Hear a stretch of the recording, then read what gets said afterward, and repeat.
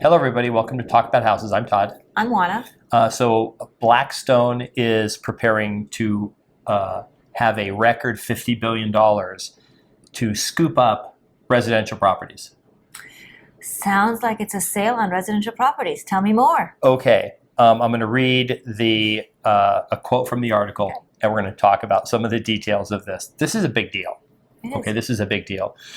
Real estate investment giants continue to buy up homes, something that is likely here to stay, even with higher mortgage rates. In fact, Blackstone is close to finalizing what could be the biggest traditional private equity real estate investment fund in history, according to the Wall Street Journal.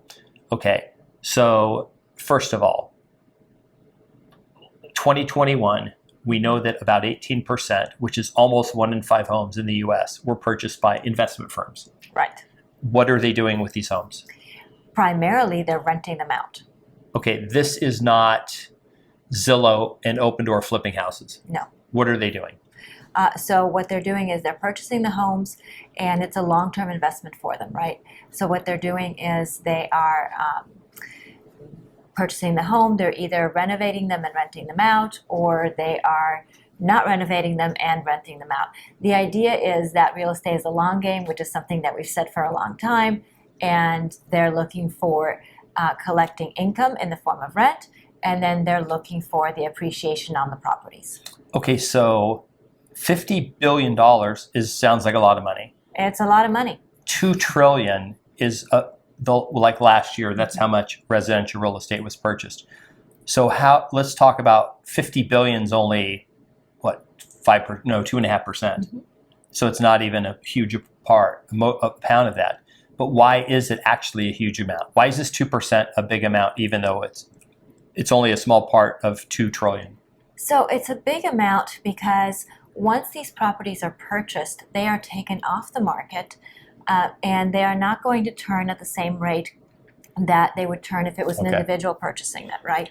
So these are properties that are now limiting the market size for properties that are turning, and of course this is placing limitations on individuals purchasing properties. Okay, rental properties that are homes that are built every year to renew the housing supply normally are 1%, 1% of whatever homes exist. New homes are made for new people. So if you take 2% out, these are not homes like you said that every 7 to 10 years someone buys them and then they sell them to go to a move-up home. Those start to disappear. That's not really a short-term thing. That's more of a long-term thing, right? Right. Okay, let's talk about this too. Is that 2.5% spread evenly over the whole country? No, so two things. One, it's not spread evenly all over the country. So they are looking at specific markets, and it's really not that many markets when you kind of consider the greater scheme of things. It's depending, in the case of Blackstone, they're actually in about half a dozen markets primarily.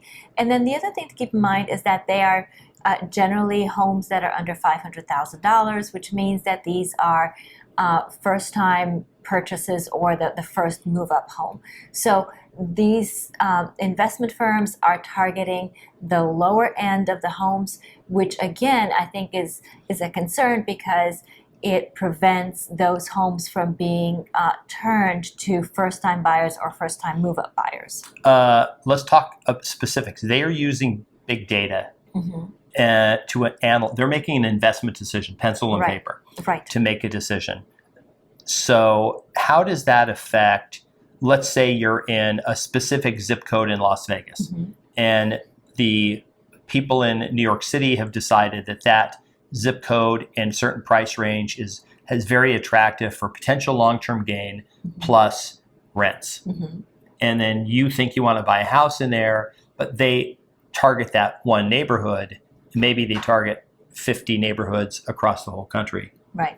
And then, so how does that fit if you're trying to buy in that neighborhood? So it limits the inventory, right? Because when these firms want to go in and purchase in those areas, their offers tend to be more competitive than an individual purchaser because they're generally cash and they don't have some of the same requirements that a regular buyer would have.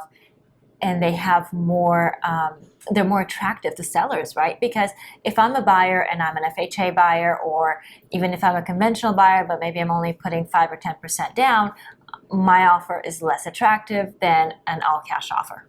Okay. Last thing, how does this affect potentially, the market's doing this adjustment thing short term. Is this sort of a stopgap to keep prices from falling in certain markets too much, because they're basically going to just keep buying cash in the market? So, I've been saying this for a long time, that these big institutional investors actually provide support for the market. And I still believe that, because look, in a market where these investors see opportunity, meaning they see declining prices, and that market fits their criteria, then they're going to come in and purchase properties in those markets. So that will provide some support for those markets versus having those markets be in free fall. Okay, this is something we're going to keep an eye on. This will not be the last video we do on a new fund that some Wall Street company has decided to go buy a bunch of residential properties. If you like the video, please subscribe, hit the notification bell, leave us a comment, share the video, and we will see you on the next video. Bye.